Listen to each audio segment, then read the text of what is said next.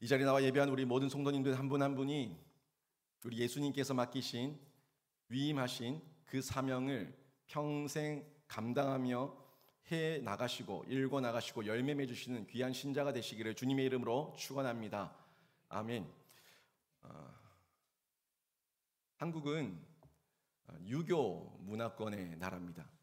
한국은 여러분이 살아오시면서 느끼셨겠지만 여러 가지 높고 낮음과 먼저 되고 나중된 거에 대한 대우와 대접을 하냐 못하냐에 따라서 그 사람의 됨됨이를 평가할 때가 많습니다.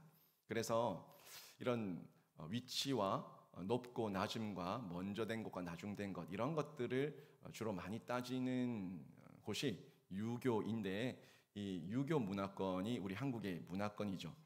물론 지금 현대가 되면서 개방 사회로 많이 바뀌었습니다. 많이 오픈되고 많이 이 격을 깨트리는 이런 개방 사회로 가고 있는 것은 맞지만 아직까지 이 유교 문화권에 대한 그런 인식이 곳곳에 남아 있는 것은 사실입니다. 하지만 이런 내용들 가운데 저희가 무조건 나쁘다고 볼 수는 없지만 그래도 우리 삶 가운데서 예의를 갖추면서 또 내가 높다고 자만하거나 교만하지 않고 자신의 위치에 맞게끔 또 누군가를 섬겨줄 수 있는 그런 섬김의 리더십을 가진다는 것은 큰 변화고 또 우리 지위가 될수록 또 어떤 위치가 올라갈수록 다른 사람들에게 끼치는 영향력이 커진다는 면에서는 긍정적으로 볼 수가 있을 겁니다. 이 유대인들의 그 문화권은 물론 유교 문화권은 아닙니다만은 유대인들 같은 경우에도 이 높고 낮음과 나중된 자, 먼저 된 자에 대한 어떤 그런 개념들이 많이 있습니다. 성경을 읽어보셨지만 성경 가운데에서 스승을 대하는 태도라든지 예수님께서 제자들의 발을 씻기려고 할 때 제자들이 극구 사양하고 말리고 했던 이런 모습들, 그리고 예수님의 말씀 가운데 나중된 자가 먼저 된다 이런 부분들부터 여러 가지가 누가 먼저냐 누가 나중이냐 하는 부분에서 높고 낮음에 대한 그런 개념들이 있었다는 것을 확인할 수가 있죠. 예수님의 제자들도 내가 오른쪽이다 내가 왼쪽이다 서로 싸우기도 하고 네가 높다 내가 높다 싸우기도 했는데 그런 면에서는 이 나라 저 나라 이 문화권 저 문화권을 넘어서서 그런 정서들이 대체적으로 있다는 것을 확인할 수가 있습니다. 하지만 이런 모든 문화권을 넘어서서 섬김과 헌신을 자신의 사명으로 알고 진심으로 헌신하는 그런 섬김의 리더십을 볼 때가 종종 있죠. 외국의 어떤 수상이라든지 대통령이라든지 어떤 지도자들이 세워질 때 그들이 가지고 있는 파격적인 행동이랄까, 그들이 가지고 있는 파격적인 섬김과 어떤 그 격을 깨뜨리는 모습들, 누군가를 친근하게 대하는 이런 모습들이 요즘은 도리어 잔잔하게 감동이 되고 또 잔잔하게 섬김의 리더십에 대한 이 수군과 함께 그 사람을 존경하게 되는 모습으로 나타날 때가 있지 않습니까? 아무튼 이런 섬김과 헌신에 대한 사명, 이런 것을 사명으로 알고 기꺼이, 쇼가 아니라 기꺼이 즐거움으로 감사함으로 섬긴다는 것은 굉장한 섬김의 리더십이고 귀하고 아름다운 모습으로 저희가 칭찬할 수가 있을 겁니다. 우리 한국도 대통령 선거가 얼마 남지 않았습니다. 오늘 뉴스를 다 보셨지만 국민의힘 쪽에서 대선 주자가 정해지면서 이제 본격적인 대선 레이스가 펼쳐지고 여러 가지 정책들과 또 찬반 논쟁들이 서로 격렬하게 일어날 건데 이런 대통령 선거를 수개월 앞두고 있지만 정말 국민들이 원하는 대통령은 어떤 대통령입니까? 군림하는 대통령입니까? 내가 낸데 하는 대통령이에요? 그런 대통령이 아니죠. 정말 어떻습니까? 섬기는 대통령. 국민들 한 사람 한 사람 모두를 다 포용할 수는 없지만 그래도 국민들을 섬기겠다는 자세와 태도를 가지고 있는 그런 대통령, 기본과 상식을 가지고 있고 헌법을 수호할 수 있고 법치주의 가운데서 기본과 상식 그리고 공의와 정의를 바로 세울 수 있는 그런 대통령을 세워지기를 원하고 기도하고 있는 겁니다. 그러기 위해서 대통령도 어떻게 보면은 자신이 가져야 될 가장 기본적인 이 리더십은 대통령도 군림하는 대통령이 아니라 섬긴다는 섬김의 리더십을 가지고 있는 대통령이 세워져야 된다는 것에 대해서는 저희 모든 국민들, 우리 앉아있는 우리 성도님들도 공감을 하시고 동의를 하실 겁니다. 그런데 이런 한 나라의 대통령이 아니라 어떻습니까? 우리 예수님 온 우주의 대통령, 온 우주의 대왕이신 예수님께서 섬김과 헌신의 마음을 가지고 그 리더십을 가지고 이 땅 가운데 친히 낮춰지시고 친히 내려오셔서 우리 곁에 있었다. 우리 곁에 오셨다. 그리고 우리를 위해서 섬겨주시고 헌신하셨고 또 우리에게 모든 것을 내어주셨다. 이 사실이 성경에서 전해주고 있는 우리 온 우주의 대왕이신 예수님의 모습이었고 예수님의 섬김이었고 예수님의 사명이었는데 이거를 실제적인 나의 기쁨, 나의 감격으로 체득한 사람은 이 가운데서 가만히 있을 수가 없어요. 그 놀라운 영광, 그 영광스러운 주님의 임재, 그리고 그분 앞에서 누리는 감격, 이런 분이 나를 위해서 이 땅에 오셔서 그 모든 수모와 수치와 아픔과 고통을 다 당하시고 십자가에서 달려 죽으시고 부활하시고 이 모든 역사들이죠. 이걸 체험하게 됐을 때에는 이 마음에 이루 말할 수 없는 감동과 감격을 경험할 수밖에 없다는 겁니다. 이렇게 예수님께서 이 땅에 내려오심, 그리고 우리를 만나주심, 우리에게 모든 것을 내어주심, 이거를 신학적으로 얘기하면 예수님의 비하라고 얘기합니다. 예수님께서 친히 비우시고 낮추셔서 이 땅 가운데 오셨다는 거예요. 이 예수님에 대해 예수님의 비하가 마태복음 3장 13절에서 15절 말씀을 통해서 저희가 확인할 수가 있는데, 우리가 성육신에서 오셨다는 것은 이루 말할 것도 없고요. 또 이 땅에 오셔서 예수님께서 공생애를 시작하시는 이 모습부터 하나하나가 모든 것이 낮추심이에요. 모든 것이 비우심이에요. 모든 것들이 우리를 섬기시고 하나님의 사명을 이루시는 모습이에요. 마태복음 3장 13절에서 15절까지 말씀을 함께 보겠습니다. 이 말씀 자막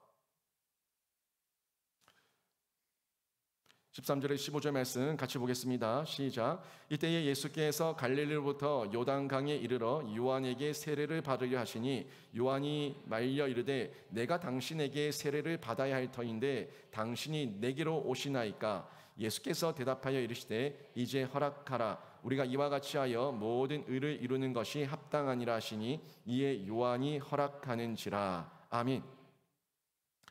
요단강에서 예수님께서 세례를 베푸는 세례 요한에게 찾아오셨죠. 찾아오셔서 세례 요한에게 세례를 받으시려고 하는 그런 상황입니다. 그런데 예수님께서 세례를 받으러 요단강에 오시니까 어떻습니까? 세례 요한이 깜짝 놀랍니다. 깜짝 놀라서 지금 뭐라고 얘기합니까? 제가 당신에게 세례를 받아야 하는데 어찌 당신이 저에게 와서 저에게 세례를 받으려고 하십니까? 그럴 수 없습니다. 라는 반문을 지금 하고 있는 겁니다. 세례 요한이 왜 이런 말을 하는 걸까요? 세례 요한이 이런 말을 하는 이유는 예수 그리스도의 존재가 어떤 분인지 이 세례 요한은 알고 있었고 인지하고 있었기 때문에 예수님께서 저에게 세례 받으실 수 없습니다. 절대 그럴 수 없습니다. 하는 이 말림을 하고 있는 거죠. 이러지 마시라고 얘기하는 겁니다. 이런 얘기를 하고 있는 세례 요한에게 예수님께서 이렇게 말씀을 하십니다. 이제 허락하라. 이제 허락하라. 우리가 이와 같이 하여 모든 의를 이루는 것이 합당하니라. 이렇게 예수님께서 말씀을 하고 있는 거예요. 예수님께서 세례 요한을 찾은 거는 아주 의도적이었어요. 예수님께서 세례 요한을 찾은 것은 굉장히 의도적이었고 또 세례 요한에게 허락할 것을 명령하는 것도 의도적이었습니다. 예수님께서 도발적으로 어떤 자신의 감정적으로 순간적으로 어떤 생각에서 오신 것이 아니라 이 땅에 오신부터 공생애를 시작하는 이 세례를 받는 그 첫 번째 사역부터 모든 것이 친히 의도적이었고 하나님께서 계획적으로 요한을 찾아가셨고 이렇게 말씀을 하고 있다는 겁니다. 세례 요한에게 허락할 것을 명령하는 것도 의도적이라고 말씀을 드렸는데 뭘 보고 알 수 있는가 하면은 그 다음에 보이는 이와 같이예요. 이와 같이. 이와 같이가 뭐가 이와 같이겠습니까? 이와 같이 하여. 이와 같이 하여.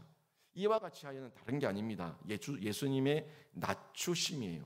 예수님의 비우심이에요. 예수님의 내어주심이에요. 내가 낮아지고 내어주고 비우고 모든 것을 철저하게 섬기는 모습으로 이와 같이 하여.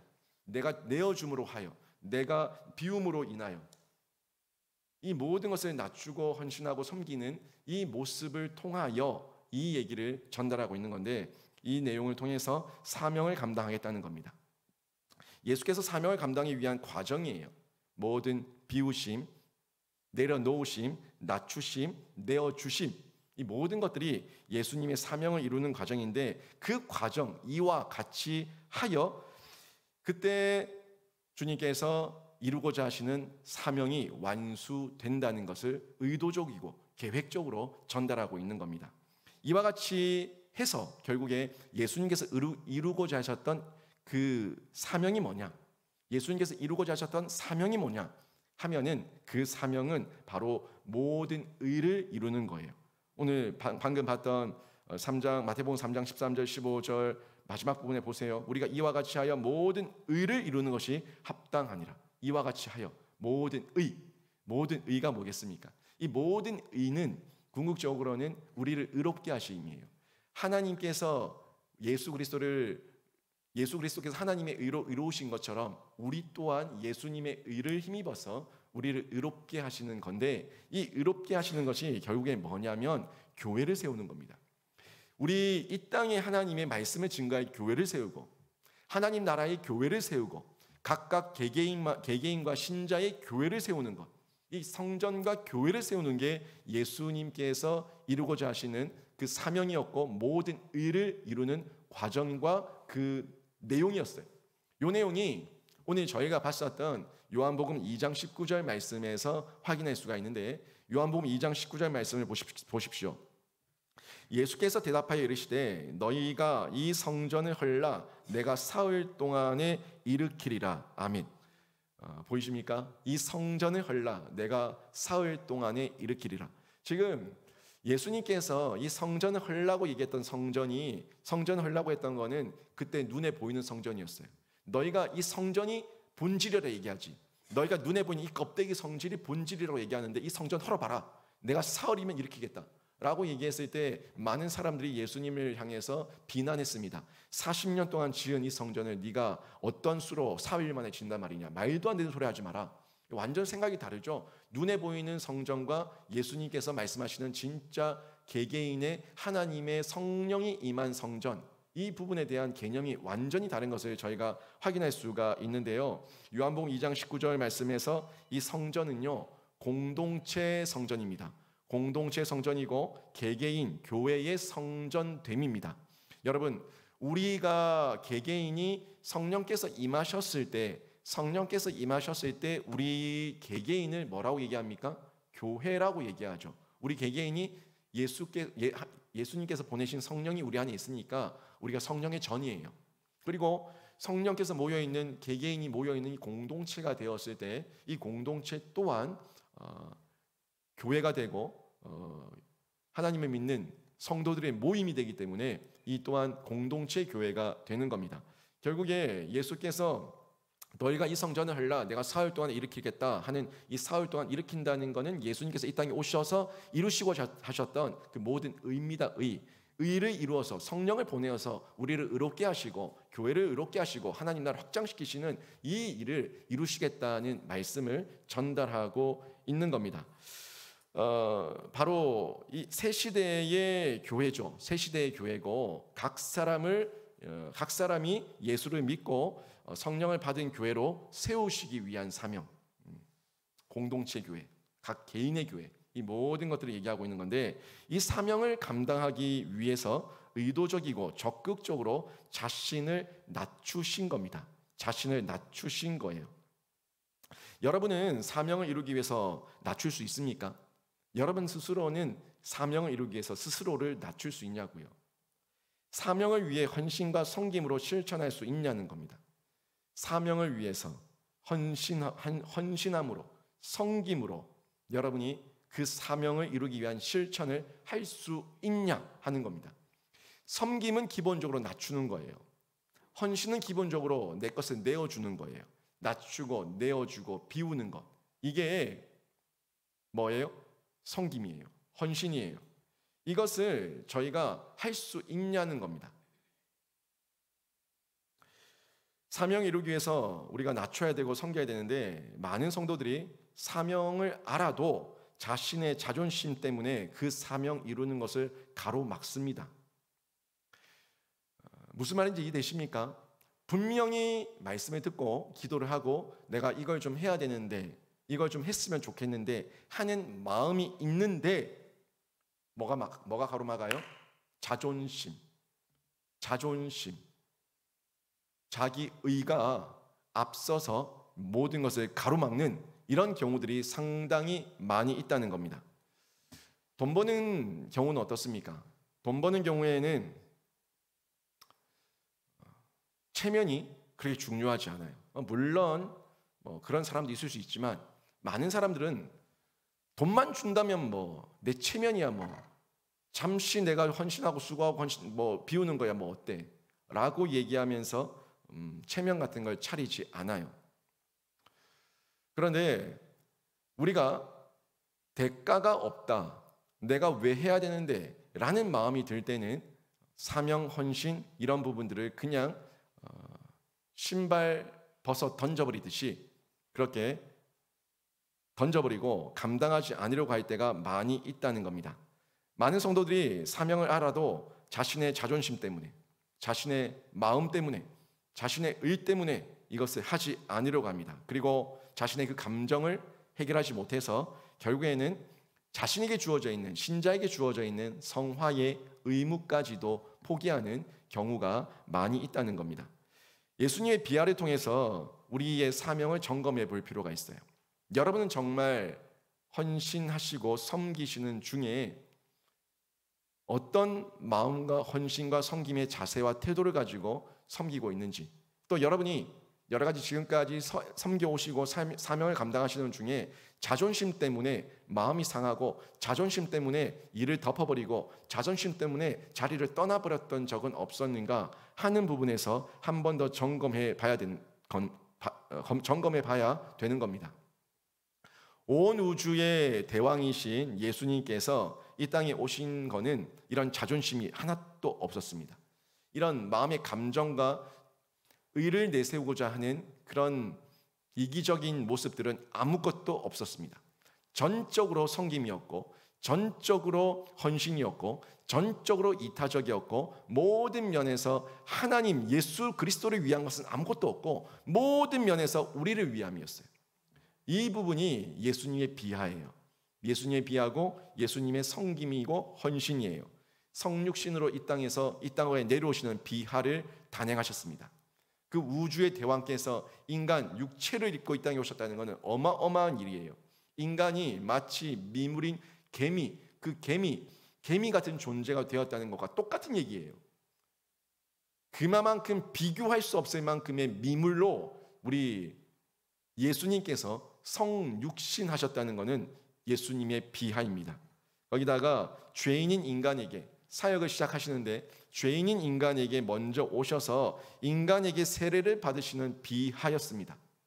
물론 우리에게 보이시기 위한 본의 모습도 있었고 모델의 모습도 있었지만 예수님께서, 왕께서 그 종에게, 그 제자에게, 그 아랫 사람에게 머리를 내밀고 세례를 받으시는 엄청난 비하였습니다.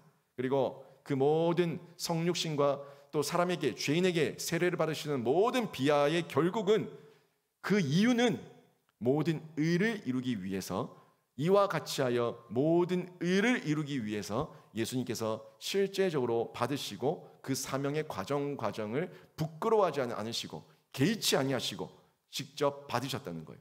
부끄러움을 개의치 아니하시고 친히 받으셨다는 겁니다. 그런데 이렇게 낮추고 섬기고 헌신하면서 비웠어요? 나눠줬어요? 낮아졌어요?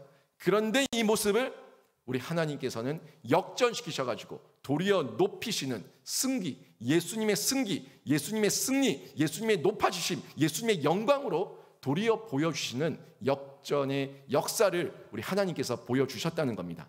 섬기는 자가 높은 자예요. 헌신하는 자가 여유 있는 자입니다.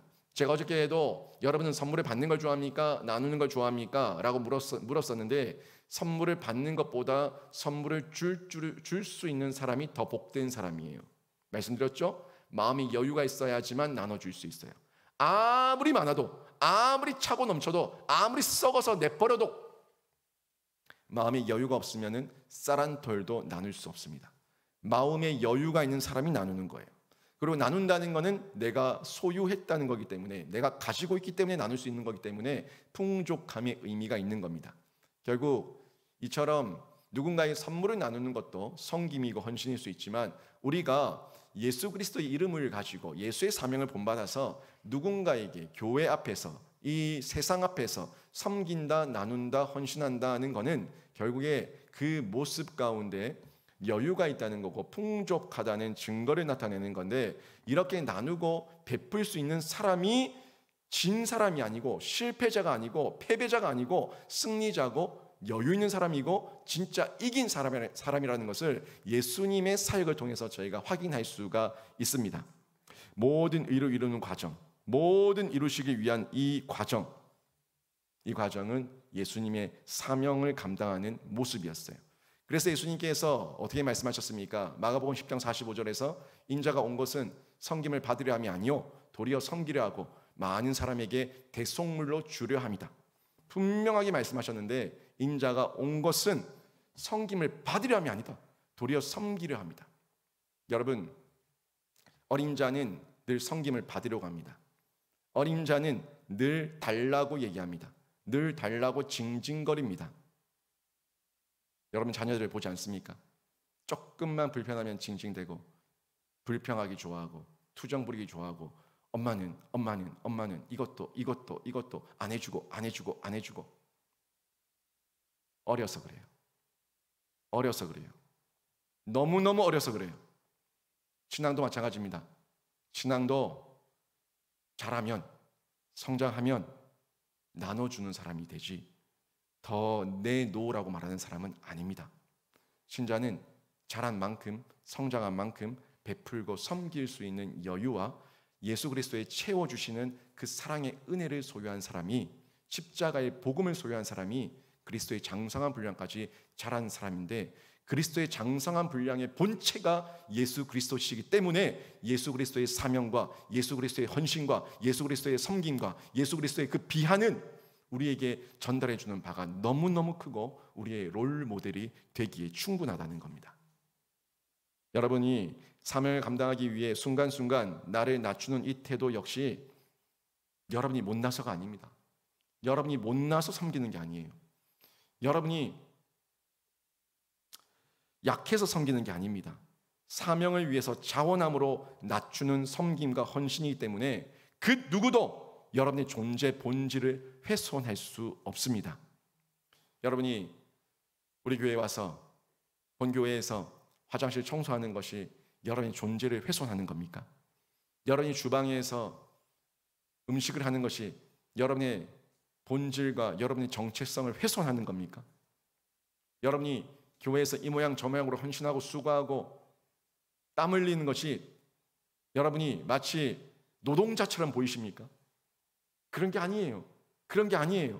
아무리 섬기고 헌신하고 수고하고 내어주고 비운다고 해도 그 모습을 보고 그 누구도 우리를 향해서 못났다고, 낮다고, 천하다고 말할 수가 없는 겁니다. 왜요? 예수님께서 친히 하셨거든요. 예수님께서 친히 제자들의 발을 씻기셨거든요. 예수님께서 친히 벌거벗겨진 상태에서 모든 수치와 모든 부끄러움을 다 내어놓고 우리를 위해서 그 피와 살까지 다 찢어가면서 내어주셨거든요. 그래서 우리는 우리의 헌신과 수고를 통해서 자신을 낮출 이유도 없고 자신을 비하할 필요도 없고, 우리는 그저 하나님의 은혜로 섬긴다는 이 신앙의 고백으로 감당하면은 하나님께서 그 섬김을 감당하는, 사명을 감당하는 그 한 사람 한 사람의 신자를 도리어 높여주시는 줄로 믿습니다. 그때 하나님 영광이 드러나는 거예요. 얼마나 복된 일인지 모릅니다. 대통령이 길거리에서 쓰레기를 줍는 퍼포먼스를 한다고, 또 진짜 국민들을 사랑해서 지나가는 길에 떨어져 있는 쓰레기 하나를 주었다고 해서 그 모습을 보고 대통령의 격에 맞지 않다, 대통령이 저럴 수가 있냐, 대통령이 천하다, 대통령이 어떻다 저떻다 말할 수 있을 것 같아요? 그럴 수 없어요. 그런 일을 하면은 칭송하게 될 겁니다. 쇼가 아니라 진심으로 그 일을 감당했다면 칭송하는 지도자가 될 겁니다. 예수님께서 그런 진실함으로 사명을 감당했을 때 우리 하나님께서 이루 말할 수 없는 영광 가운데 높여 주셨습니다. 우리가 그 예수의 사랑과 사명을 본받아서 우리 또한 헌신하며 섬길 때 예수님께서, 우리 하나님께서 우리 또한 귀하다, 충성되다 칭찬해 주신다는 겁니다. 우리 하나님은 사명을 감당하는 모습을 칭찬하시는데 더욱 하나님의 자녀됨을 드러내 주십니다. 우리가 헌신하고 수고하면 칭찬하실 뿐만이 아니라 우리의 자녀됨을 높이시면서 더 영광되게 하신다.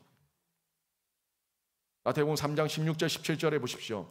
예수께서 세례 요한에게 오셔서 세례를 받으신 이후에 정말 죄인에게 세례를 받는 비하였거든요. 예수님의 비하였어요. 그런데 예수님께서 세례를 받고 나오시니까 예수님께서 도리어, 하나님께서 도리어 그 예수님을 높여주시는 모습이 성경에 묘사되어 있는데 마태복음 3장 16절 17절의 말씀이에요. 예수께서 세례를 받으시고 곧 물에서 올라오실새 하늘이 열리고 하나님의 성령이 비둘기같이 내려 자기 위에 임하심을 보시더니 하늘로부터 소리가 있어 말씀하시되 이는 내 사랑하는 아들이요 내 기뻐하는 자라 하시니라. 아멘. 그 모습을 누가 다 보고 있었습니까? 우리 하나님께서 다 보고 다 알고 계셨습니다. 그 하나님의 인정과 음성을 들을 때 하나님께서 내 사랑하는 아들이다, 내 귀에 내가 기뻐하는 자다, 이 칭찬과 인정을 들었을 때 우리 예수님 또한 큰 힘이 났을 거예요. 엄청난 위로가 됐을 겁니다. 사실 우리 신자들에게 가장 큰 위로와 힘은요, 하나님께서 말씀하시는 하나님의 음성이고 하나님의 깨달음이에요. 그 하나님의 깨달음이 나한테 왔을 때 이루 말할 수 없는 위로와 힘과 격려를 얻지 않습니까? 예수님은 100% 하나님이시지만 또 100% 인간이에요. 100% 인간이셨기 때문에 인간의 모든 희노애락과 피곤함과 아픔과 고통과 수치와 모멸감 다 느끼셨던 분이 우리 예수님이십니다. 기계가 아니에요. 예수님은 기계가 아니라 인간으로 느낄 수 있는 모든 희노애락의 감정을 직접 느끼셨던 분이 우리 예수님이십니다. 그래서 하나님께 기도하면서 자신이 감당하는 그 사명의 어려움, 공생의 기간의 그 고달픔을 하나님의 위로와 하나님의 힘을 얻었어요. 기도하는 중에 하나님의 위로, 하나님의 힘, 이 하나님께서 주시는 그 위로와 힘이 있었기 때문에 100% 인간이셨던 예수님께서 이 사역을 감당할 수가 있었던 거죠. 예수님의 그 처절한 모습을, 처절한 기도를 한번 생각해 보세요. 마지막 만찬을 끝내신 이후에 겟세마네 동산에 가서 기도하시는 중에 핏방울이 땀방울이 핏방울 될 만큼 그렇게 간절하게 기도하시면서 뭐라고 얘기하셨습니까? 그 잔, 자신에게 주어진 이 십자가의 잔, 하나님 하실 수만 있다면 이 잔을 저에게서 옮겨 주시옵소서. 예수님은 아셨어요. 그 고통이 얼마나 큰 고통이고 얼마나 수치스럽고 모멸감을 느끼는 그 감정이었을 건지에 대해서 예수님도 친히 아셨기 때문에 그 언덕에서 기도하실 때 땀방울이 핏방울이 되도록 기도하셨다고 성경이 기록하고 있는 겁니다. 십자가의 고통을 생각할 때 너무 힘이 들어서 제발 할 수만 있다면 피해가기를 원합니다. 할 수만 있다면 이 잔이 옮겨지기를 원합니다. 그렇게 기도를 하신 거죠. 그런데 예수님의 이 기도는 철저하게 사명 감당의 과정 중에 이루어진 기도예요. 사명 감당의 과정 중에 이루어진 기도였기 때문에 본인은 피하고 싶었지만 하나님의 명령이고 하나님의 위임이고 하나님의 사명이면은 그러면은 제 원대로 마옵시고 아버지의 뜻대로 해 주시옵소서 하는 기도를 하실 수가 있었던 거예요. 인간이에요. 인간이서 옮겨달라는 거예요. 인간이라서 옮겨달라는 거예요. 하지만 하나님의 뜻이고 하나님의 사명이면은 제가 감당하겠사오니 아버지의 뜻대로 하시옵소서. 이 기도가 예수님의 기도 가운데 온전히 드러나는 사명 감당의 기도가 어떤 기도인지 확인하실 수가 있는 겁니다. 저는 죽어도 못합니다. 저는 죽어도 못합니다. 차라리 저를 때려 죽이십시오. 그러면 죽어요. 진짜 죽어요. 하나님 앞에서 제가 정말 못하겠지만 정말 싫지만 이게 하나님의 뜻이라면 제가 감당하기를 원하고 하나님께서 감당하게 하실 줄 믿습니다. 또한 저에게 힘과 용기와 위로와 격려를 주실 줄 믿습니다 하는 믿음과 고백을 가지고 감당하게 되는 것, 이게 예수님의 사명을 통해서 저희가 그 과정을 통해서 확인하실 수가 있는 겁니다. 예수님의 비하와 예수님의 기도를 통해서 여러분 한 분 한 분의 자신을 점검해야 됩니다. 나는 얼마나 나를 낮추며 섬기고 헌신하고 있는가? 나는 정말 대접받기만 원했는가? 나를 알아주기만 원했는가? 내가 인정받기만 원했는가? 내가 이 교회에서 그렇게 오랜 시간 섬김을 받고 지원을 받고 도움을 받고 기도의 은혜를 입었는데 매번 도와줘, 힘들어, 어려워, 기도해줘 이 말만 하는 사람인지, 아니면 나 또한 이제는 누군가를 섬기고 싶고 누군가를 헌신하고 싶고 누군가를 세워주고 싶어서 나의 사명이 뭔지를 확인하고 둘러보는 자세인지 우리가 한 번 더 확인해 봐야 되는 겁니다. 아이들이 철 들면은 그때서야 부모를 챙겨요. 아이들이 철이 들면 그때서야 부모를 염려해요. 그전엔 모릅니다. 절대 모릅니다. 절대 모릅니다. 여러분이 아무리 여러분이 간쓸게 다 빼줘도 철 들기 전에는, 예수 그리스도 만나기 전에는 부모가 어떻게 나를 키웠는지, 부모가 어떻게 나를 위해서 기도하며 헌신하고 있는지 모릅니다. 철이 들면 그때서야 부모에게 봉양하고 섬기고 도와드리고 세워드리고 할 수 있는 거예요. 어린 신자들을 보면서 여러분 서운할 거 아무것도 없어요. 그 어린 신자들을 볼 때는 그냥 갓난 아기로 보시면 돼요. 그냥 유아기 때의 어린 아이로 보시면 돼요. 징징대는구나, 힘들구나, 어렵구나, 관심 받고 싶구나, 뭐가 필요하구나, 그것만 보면 되는 거예요. 그러면 우리가 그 아이들을 위해서, 그 어린 신자들을 위해서 기도해 줄 수가 있는 겁니다. 여러분, 목사만 사명자가 아니에요. 목사만 사명자가 아니라 우리 모두가 우리 모든 신자가 사명자예요. 우리 모든 성도가 사명자예요. 제가 말씀드렸지만 목사만 성직이 아닙니다. 모두의 일상이 사명만 있다면 거기는 성직이고 하나님께서 보내신 사명의 자리입니다. 제가 직장을 다녀도 돈 벌기 위한 목적으로 다니지 말고 그래도 여기서 나에게 주신 사명이 뭔가를 찾으면서 발견하면서 그 일을 감당하면은 돈은 덤이고 돈은 보너스고 그 사명을 감당하는 중에 남기니까, 열매가 있으니까 하나님의 칭찬과 상급을 받는다고 말씀을 드리지 않았습니까? 목사가 사명이 없는 그 순간부터, 목사가 사명이 없는 그 순간부터 저는 사꾼입니다. 목사가 사명이 없는 그 순간부터 저는 여기서 직장인밖에 안 됩니다. 그냥 먹고 살기 위해서, 생활비 주니까 그냥 먹고 살기 위해서 일하는 그런 직장인밖에 안 된다고요. 사명이 있을 때 목사는 성직이 되고 그 자리가 하나님께서 보내신 자리가 됩니다. 여러분 마찬가지입니다. 여러분이 만약에 저만 성직이라고 생각한다면 여러분은 성직하십시오. 저만 성직이라고 생각한다면 모두가 목회자가 되면 됩니다. 영광스러운 직분 아닙니까? 성스러운 직분 아닙니까? 그걸 알면서 왜 목회를 안 합니까? 다 목회자 되면 됩니다. 하지만 저만 성직이 아니라 각자의 일상 가운데 보내신 자리가 하나님의 사명만 있다면 그 자리가 성직이고 그 자리가 하나님께서 보내신 사명의 자리이기 때문에 그 자리에서 사명 발견하시라고 제가 외치고 당부하고 부탁드리는 거예요. 돈만 보지 마시라고. 똑같아요. 제가 목사가 돈만 보기 시작하면 사건이 되는 것처럼 우리도 내가 있는 자리에서 돈만 보기 시작하면은 그때부터 자신도 나도 개개인 모두가 사건이 되는 거예요. 여러분 일상에서 사명을 발견하십시오. 목사가 직업 종교인으로 전락할 때 삶의 실천과 헌신 기대할 수 없습니다. 아무리 말해도 저는 1만 스승밖에 안 되고요. 말쟁이밖에 안 됩니다. 목사가 사명이 있을 때 직업 종교인이 아니고 그 삶 가운데 열매를 기대할 수가 있는 거예요. 신자도 마찬가지입니다. 자신의 일터와 일상을 직업으로만 여기면 사명에 대한 어떤 열매도 기대할 수 없습니다. 여러분의 일상이 사명의 자리임을 깨닫고요. 여러분의 일상 가운데서 그 가정의 자리, 여러분의 일상 그 직장 일터의 자리, 여러분이 있는 그 일상 사업터의 자리, 그 모든 자리에서 섬김과 헌신을 통해 가지고 여러분이 감당할 수 있는 사명이 뭔지 예수 그리스도를 통해서 발견하는 은혜가 있기를 주님의 이름으로 축원합니다. 그때 저희가 예수의 헌신을 기억하면서 또 예수님의 마음으로 우리가 사명을 감당할 수가 있는데 예수님의 본심을 저희가 한번 엿보자고요.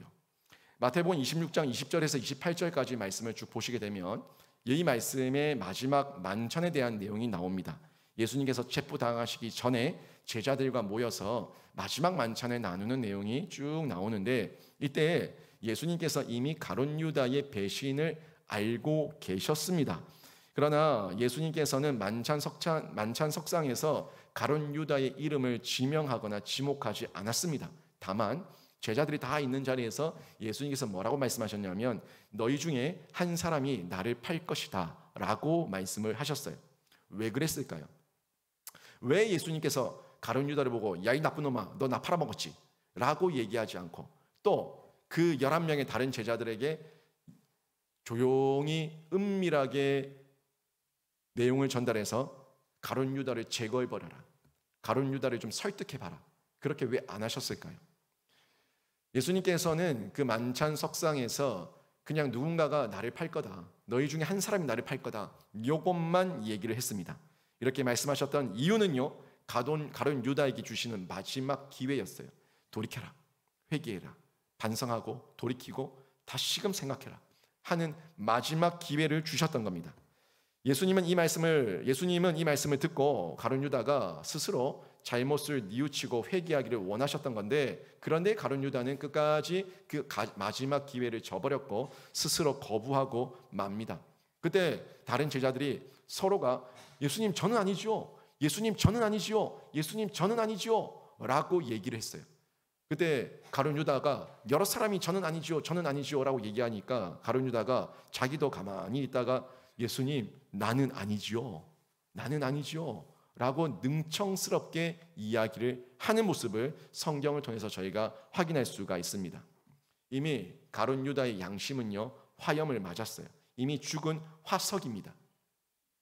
그 정도로 얘기했고 그 정도로 예수님께서 사인을 줬으면 뉘우쳐야 되는데 다른 제자들이 긴장해가지고 저 아니죠, 저 아니죠 하는데 자기도 아무 말 안 하면 자기가 의심받을까 봐 저도 아니죠 라고 얘기하는 이런 양심 없는 능청맞은 모습을 보였던 자가 가룟 유다였습니다. 어떤 혹자들은 가룟 유다가 있었기 때문에 예수님께서 십자가에 달리신 건 아니냐, 가룟 유다는 큰 공을 세운 거다, 예수님을 팔았기 때문에 예수님께서 십자가를 지셨던 거니까 가룟 유다도 어떻게 보면은 그 사명을 감당한 거다라는 말도 안 되는 헛소리를 하는데 아닙니다. 예수님은 가룟 유다가 아니라도 십자가 질 수 있었고, 가룟 유다가 아니라도 다른 사람을 이용할 수 있었고, 가룟 유다가 아니라도 어떤 경우를 통해서라도 어떤 일을 통해서라도 예수님은 우리의 구원 역사를 이루실 수 있는 분이 예수님이셨어요. 예수님께서 가룟 유다를 이용해 먹은 것이 아니라 예수님께서는 그걸 간파하시고 가룟 유다가 죄짓지 않기를 원하셨고 가룟 유다가 돌이키고 돌아오기를 원하셨지, 가룟 유다가 속히 그 일을 해서 빨리 나를 팔아먹고 너 빨리 지옥 가버려라 하는 그런 나쁜 의도와 목적을 가지고 가룟 유다를 움직이신 분이 아니라는 거예요. 예수님의 본심은 이미 마지막 만찬의 이 석상에서 확인이 됐어요. 예수님의 본심은 가룟 유다가 돌이키길 원하는 사랑의 마음이었고 한 영혼을 품고자 하시는 사랑의 마음이었다는 것을 저희가 확인할 수가 있는 겁니다. 한 사람을 찾고자 하심이 예수님의 본심이에요. 한 사람을 찾고자 하심이 예수님의 본심이에요. 예수님께서 제자들에게 빵을 나눠주실 때 빵을 나누셨죠. 만찬석상에서 빵을 나누실 때 뭐라고 얘기했습니까? 이걸 받아 먹으라, 이것은 내 몸이다 라고 얘기했어요. 포도주를 나누셨어요. 포도주를 나눌 때 뭐라고 얘기했습니까? 이것을 받아 마셔라, 이 피는 곧 언약의 피다 라고 말씀하셨어요. 결국 내 몸이다, 내 피다 라고 말씀하시는 이 부분을 통해서도 예수님의 본심의 의미가 정확하게 드러나는데, 나를 갈기갈기 찢어서라도 내 모든 것을 내어줘서라도 내 모든 걸 다 헐어버려서라도 내가 너희들을 살리고 너희들에게 영생과 구원을 주는 것이 나의 본심이다 하는 부분을 예수님의 사명을 통해서 확인할 수가 있고 예수님의 행동과 말씀을 통해서 확인할 수가 있다는 겁니다. 전부를 내어주셨어요. 자신의 모든 것을 갈기갈기 찢어서 다 내어주셨어요. 다 내어주시면서 죄인의 죄값을 대신 지심으로 한 영혼을 찾고자 하심이 예수님의 본심이었다는 겁니다. 이런 본심이 있었기 때문에 예수님께서는 끝까지 섬길 수 있었고, 끝까지 헌신할 수 있었고, 끝까지 다 내어줄 수 있었고, 끝까지 그 사명을 완수할 수가 있었다는 겁니다. 저희는 이 예수님의 살과 피, 예수님께서 다 내어주신 이 내용 속에서 의미와 가치를 찾아야 되는데, 요한복음 6장 말씀을 잠시 한번 볼까요? 요한복음 6장 53절에서 57절까지 말씀을 보면 이런 말씀이 나옵니다. 예수께서 이르시되 내가 진실로 진실로 너희에게 이르노니 인자의 살을 먹지 아니하고 인자의 피를 마시지 아니하면 너희 속에 생명이 없느니라. 내 살을 먹고 내 피를 마시는 자는 영생을 가졌고 마지막 날에 내가 그를 다시 살리리니 내 살은 참된 양식이요 내 피는 참된 음료로다. 내 살을 먹고 내 피를 마시는 자는 내 안에 거하고 나도 그 안에 거하나니 살아계신 아버지께서 나를 보내심에 내가 아버지로 말미암아 사는 것 같이 나를 먹고 그 사람도 나로 말미암아 살리라. 아멘. 여러분, 사복음에서 다 나오는 이 예수님의 놀라운 죽으심에 대한 메시지들, 그리고 요한복음 방금 봤던 6장에서 나오는 이 메시지를 통해서도 확인할 수 있는 것은 내 살을 먹고 내 피를 마시면서 뭐 하자는 겁니까? 나와 함께 하자는 거예요. 나와 연합하자는 거예요. 내 안에 거하라는 거예요. 내가 네 안에 거하겠다고. 너와 나는, 너와 우리는 하나다. 한 공동체다. 연합체다. 한 가족이다. 한 지체다 하는 것을 전달해 주는 게 예수님의 죽으심이었고 예수님의 성찬이었고 이 모든 것을 떼어주시는 살과 피였습니다. 이걸 통해서 저희가 의미와 가치를 발견할 수 있어야 되는데, 저와 여러분을 살리는 것은요 다른 거 없어요. 예수님의 살과 피가 아니면, 예수님의 살과 피가 아니면 아무런 방법이 없습니다. 우리가 살 방법과 방도가 없습니다. 예수님께서 우리에게 영생을 주셨다는 것은요, 예수님의 그 살과 피를 주셨다는 거예요. 여러분이 예수님의 살과 피가 없으면은 여러분은 하나님과 아무런 의미가 없고 관계가 없는 거예요.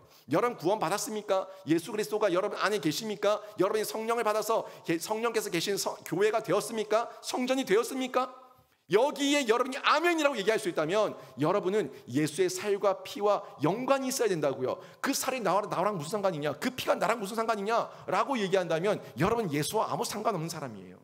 예수님의 살과 피가 여러분에게 상관이 있어야 된다고요.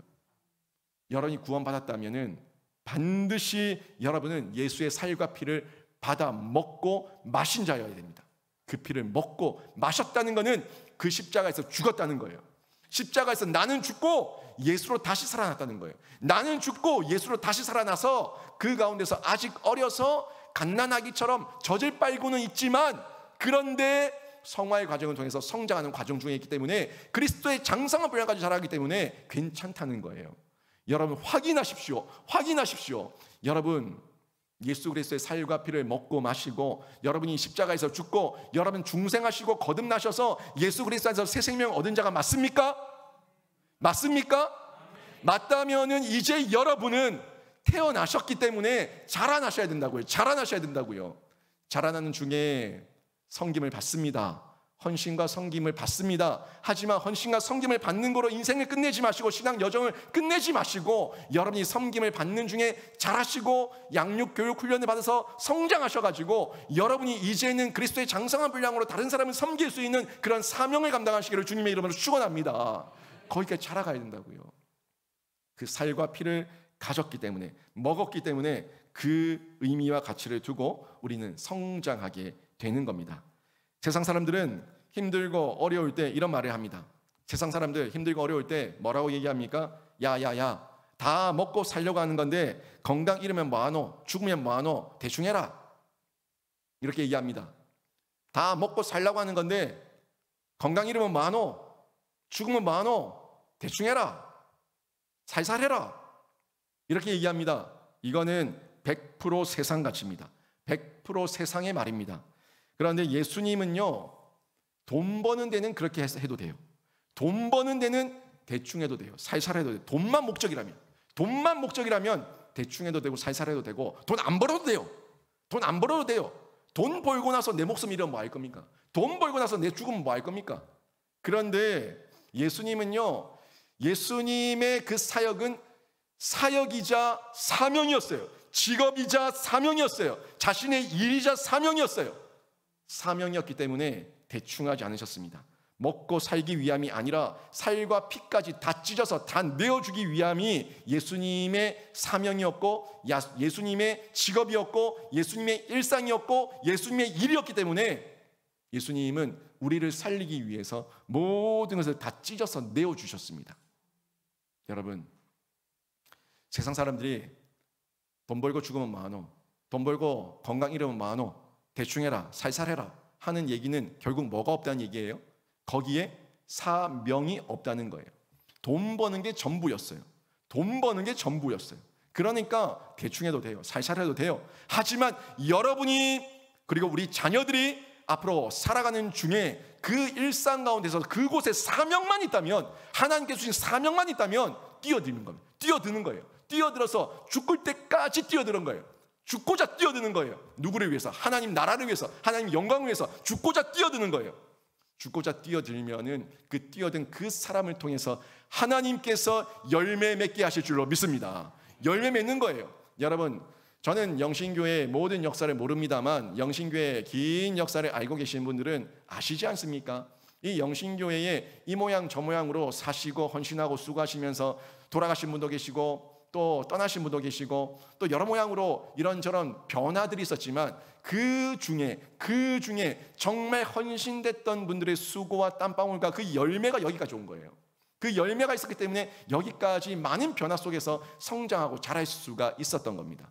모든 교우들이 모든 역사의 흔적 가운데 대충 해라, 살살해라, 대충 해라, 살살해라 라고 얘기했다면 교회는 이 땅 가운데 세워지지 않았습니다. 대충 해라, 살살해라 하는데 누가 이 조선 땅에 그 풍토병이, 향토병이 많은 이 땅에 와가지고 복음을 증거합니까? 누가요? 죽으려고 누가요? 아무도 안 옵니다. 사명이 있으니까 죽으러 오는 거예요. 사명이 있으니까 그 사명 가지고 죽으러 오는 거예요. 남편이 죽었어요. 내 자식들이 여기서 죽었어요. 그러고 본국으로 돌아갔다가 다시 사명받아서 내 남편, 내 아이가 죽은 이 땅에 돌아와서 다시 죽도록 헌신하다가 사명다한 여자 선교사들, 부인 선교사들이 얼마나 많습니까? 양화진 가보세요, 여러분. 내년에 시간이 한번 되면 양화진 투어를 한번 할 겁니다. 1일 코스로 가서 양화진 그곳에 선교사님들의 무덤을 둘러보고 그 역사의 흔적들을 얘기로 들어보고 하는 시간 한번 가질 겁니다. 눈물이 나요. 눈물이 나. 그 이야기를 들으면 눈물이 안 흘릴 수가 없어요. 그 사명을 감당하면 자신의 생명을 찢어서 준 그분들이 있었기 때문에 여러분이 영생을 얻었어요. 이 땅에 교회가 세워졌어요. 놀라운 일입니다. 한 알의 밀알이 땅에 떨어져 썩으니까 열매가 됐어요. 사는 역사가 일어났어요. 이게 하나님의 역사거든요. 여러분, 예수님의 사명을 통해서 이 살과 피를 통해 가지고 여러분의 의미와 가치를 발견하셔야 됩니다. 그냥 산다고 다 사는 게 아니에요. 사람이라고 다 사람이 아닙니다. 제가 여러 번 몇 번 얘기 드린 적이 있는데, 사람이면 다 사람이냐? 사람다워야 사람이지. 사람인자 3개 써놓고 사람인자 3개 써놓고 중학교 때 도덕 선생님이 받아 적으라 그랬어요. 사람이면 다 사람이냐? 사람다워야 사람이지. 다시 얘기할까요? 신자면 다 신자냐? 신자다워야 신자지. 교회면 다 교회냐? 교회다워야 교회지. 예배면 다 예배냐? 예배다워야 예배지. 본질이에요. 본질을 지키고 있냐 없냐에 따라서 이 내용은 확실하게 구별이 되는 겁니다. 가룟 유다도 한때 이 땅에서 살았다는 것은 그에게도 살과 피가 있었다는 거예요. 그죠? 저에게도 여러분에게도 살과 피가 다 있습니다. 가룟 유다도 살과 피를 가졌던 한 명의 인간이었어요. 그런데 이 가룟 유다의 살과 피는요, 물거품 같은 욕망을 위해서 허망하게 허비하고 소멸된 살과 피였습니다. 고작 은 30에 자신의 인생과 영혼을 송두리째 맞바꾼 어리석고 쓸모없는 살과 피였습니다. 이미 예수님을 배반하고 나서도 나는 아니죠, 나는 아니죠 라고 천연덕스럽게 스치미를 뚝 떼는 파렴치한 살과 피였습니다. 그리고 그 무의미한 살과 피는 스스로 목매어 죽음으로써 끝난 정말 의미 없고 허망한 살과 피였습니다. 그런데 어떻습니까? 우리 예수님은 어때요? 예수님의 살과 피는 너무너무 대조적이지 않습니까? 예수님의 살과 피는 우리를 위해서 다 찢어서 내어주는 살과 피였습니다. 그리고 그 예수님의 살과 피는 그렇게 허망하게 끝난 피가 아니라 하나님께서 다시 살리심으로 영광된 부활의 역사로 바꾸시는 승리의 살과 피가 되었습니다. 이게 가룟 유다의 살과 피, 세상이죠. 그리고 예수님의 살과 피의 그 대조적 비교입니다.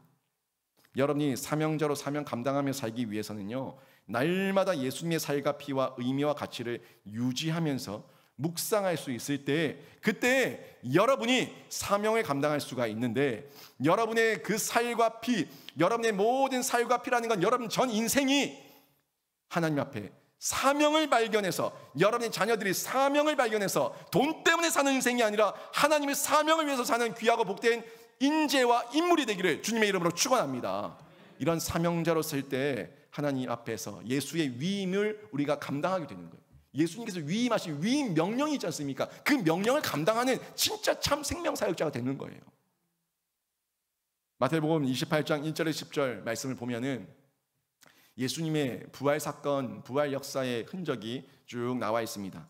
안식 후 첫날이었죠. 예수님께서 부활하신 사건에 목격하는 막달라 마리아와 또 다른 마리아가 그 이야기의 그 두 여인의 이야기가 쭉 나옵니다. 예수께서 돌아가신 지 사흘째 되는 날 새벽에 유대인들의 어떤 그 전통에 따라 가지고 예수님의 몸에 시신의 향품을 바르기 위해 가지고 이 두 여인이 예수님이 있는 그 동굴로 갔어요. 근데 동굴 문이 열려져 있습니다. 그리고 아무리 둘러봐도 예수님의 시신을 찾아볼 수가 없는 거예요. 그리고 나서 천사를 발견하게 되고, 천사를 통해서 예수께서 살아나셨다 하는 이 메시지를 듣게 되는 겁니다. 이 내용 다시 한번 생각해 보자고요. 예수님의 죽으심부터 다시 한번 생각해 보자고요. 예수님은 금요일 오전 9시에 십자가에 못 박히셨어요. 그러니까 지금으로 얘기하면 금요일 오전 9시에 십자가에 못 박히셨고, 그날 금요일 오후 3시쯤에 운명하셨습니다. 운명하셨는데 대략 6시간 정도 십자가에 달려 계시다가 운명을 하셨어요.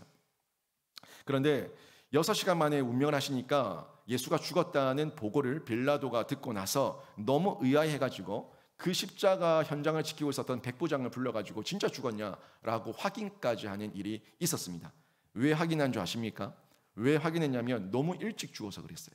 예수께서 너무 일찍 운명하셨기 때문에 빌라도도 의아했던 거예요. 진짜 죽은 거 맞아? 라고 했던 겁니다. 보통은 십자가에 달리면 기록에 의하면 극심한 고통 가운데 시달리면서 온몸이 다 찢어지는 고통 아닙니까? 이 몸을, 자신의 몸뚱아리를 이 못 박은 몸으로 지탱하고 있으니까 온 손과 이 발에 박은 못 자국이 얼마나 아프겠습니까? 그러면서 그 아픔을 이겨내려고 발꿈치로 딛고 하면서 막 발버둥을 치는 거예요. 귀에 이 숨을 쉬어야 되는데 숨을 쉴 때마다 이 몸이 움직이니까 이 움직이는 이 뼈가 찢어지는, 뼈가 갈라지는 그 고통 때문에 사람이 너무너무 고통스러워가지고 기절하고 깨고 이걸 반복한다는 거예요. 기절하고 깨고를 반복하다가 나중에 미쳐버린다는 거예요. 사람이 거기 위에서 미쳐버리는데, 그 기절하고 깨고를 몇 번 하는데 빨리 죽으면 좋겠는데 이 피가 쏟는 것이 창을 찔러가 피를 많이 쏟아내는 게 아니니까 빨리 안 죽는 거예요. 질질질 나오니까 빨리 안 죽는 거예요. 고통만 심한 거예요. 그러니까 보통은 이틀, 길면 3일 정도를 그 십자가에 매달려 가지고 기절했다가 깼다가 그러다가 미쳐가 소리를 지르다가 거의 제정신에 또 돌아왔다가 그 거의 광기를 일으키면서 그러면서 죽어간다는 거예요. 그게 십자가형입니다. 그런데 예수님께서 2, 3일도 아니고 6시간 하루도 아니고 6시간 만에 이렇게 운명을 하시니까 깜짝 놀란 거죠. 그러니까 예수님께서 십자가에서 6시간 만에 운명하셨다는 것은 육체적으로 굉장히 허약하셨다는 것을 반증하고 있고요. 또 영적으로 봤을 때에는 하나님의 특별한 은혜 가운데 하나님께서 속히 그 생명을 거둬주셨다는 것을 저희가 확인할 수가 있습니다. 그래서 지금 우리에게 그 사흘, 금요일 돌아가셨으니까 그리고 다음 3일 후 안식 후 첫날, 주일, 토요일 다음 날, 안식 후 첫날, 우리 이 주일이 우리에게 정해졌고, 이 주일 때문에 모든 세계가 이날은 휴무일로 정하고 있고, 예배할 수 있는, 복음을 선포할 수 있는 장을 하나님께서 이 역사의 현장 가운데 허락해 주신 거예요. 모든 세계가 주일은 쉬는 날 아닙니까? 모든 세상이. 아무튼 그렇게 허약한 상태로 6시간 만에 운명하신 예수님이 다시 사셨다는 것은 확실한 하나님의 능력이고, 그분을 다시 영광스러운 존재로 회복시킨 놀라운 사건입니다. 이 베드로는 이 일을 설교하면서 전파했는데, 사도행전 3장 14절 15절에 보면 이런 말씀을 하고 있어요. 너희가 거룩하고 의로운 일을 거부하고 도리어 살인한 사람을 놓아 주기를 구하여 생명의 주를 죽였도다. 그러나 하나님이 죽은 자 가운데서 그를 살리셨으니 우리가 이 일의 증인이라. 아멘. 모든 사명과 사역을 다 완수하신 예수님을 하나님께서 권세와 권능으로 다시 살리셨다. 요 이야기가 베드로가 증언한 증언의 내용입니다. 모든 사명과 사역을 다 완수하신 예수님께서 이제 살아나시고 부활하신 이후에 이제 예수님의 부활 때문에 우리의 부활이 되었고 교회의 태동이 시작된 거예요. 그리고 나서 예수님께서 우리에게 이 역사, 생명을 전하는 역사, 복음을 전하는 역사를 우리 보고 감당하라고 위임하신 거죠. 여러분, 오늘 처음 봤었던 본문 요한복음 2장 19절 말씀을 한번 보십시오. 예수께서 대답하여 이르시되 너희가 이 성전을 헐라 내가 사흘 동안에 일으키리라. 아멘. 요거예요. 사흘 동안에 일으키는 이 사역을 저와 여러분이 감당하는 거예요. 사흘 동안에 일으키는 이 역사가 하나님께서, 예수님께서 이루고자 하셨던 그 사역인데, 예수님께서 그 틀을 만드셨고 그 모든 길을 열어놓으셨고, 우리가 한 영혼을 구원하면 한 명의 그 교회를 세우는 거예요.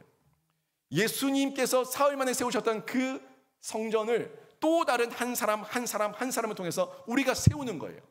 우리가 그 세워진 교회를 섬기며 헌신하며 수고하며 또 세우는 거예요. 강하게 하는 거예요. 온전하게 하는 거예요. 이 사역을 저희가 감당하는 겁니다. 그리고 예수님께서 이 땅에 사명을 완수하셨고, 그 사명을 완수하신 이후에 또 다른 계속 이어질 사명을 우리에게 위임하셨는데, 그 위임하신 명령이 대위임령 아닙니까? 대위임령, 마태복음 28장에서 말씀하지 않았습니까? 그러므로 너희는 가서 모든 민족을 제자로 삼아 아버지와 아들과 성령의 이름으로 세례를 주고 내가 너희에게 분부한 모든 것을 가르쳐 지키게 하라. 볼지어다 내가 세상 끝날까지 너희와 함께 하리라. 예수님께서 이 명령을 하시면서 그 모든 예수님의 사명을 다 하셨고, 예수님께서 이루신 사명의 그 다음 바톤을 우리에게 넘기신 거예요. 그게 우리의 사명이에요. 예수님께서 이 부활 사건을 경험하고 체험한 여인들에게 남기신 말씀이 뭡니까? 그 여인들에게 가서 전해라. 제자들에게 갈릴리에서 만나자고 전하라고 했어요. 갈릴리에서 만났더니 제자들에게 또 뭐라고 얘기합니까? 이 부활 사건을 온 세상에 전하라고 얘기합니다. 또 특별히 베드로에게는 뭐라고 얘기합니까? 목회자의 사명을 또 맡겨요. 내 양을 먹이라. 내 양을 치라. 내 양을 먹이라. 내 양을 치라. 이 위임, 목회의 위임을 맡기셨어요. 여러분, 예수님께서 생명사역을 감당하셨고 그 제자들이 생명사역을 감당했고 또 그 제자들의 제자들이 생명사역을 감당하면서 계속해서 그 생명사역은 파문이 되고 놀랍도록 전파되어 가지고 온 세계를 뒤덮었고 우리 대한민국까지 와서 저와 여러분에게 이 복음을 받아서 누리게 했습니다. 구원 얻게 했다고요. 이제 우리도 예수님의 생명을 감당해야 되는데 예수님의 생명사역은 우리 모두의 미션입니다. 변함없는 미션입니다. 여러분에게 여러분의 미션이 뭐냐, 사명이 뭐냐라고 물으면 여러분 모두가 하나같이 저는 생명사역입니다 라고 말할 수 있어야 됩니다.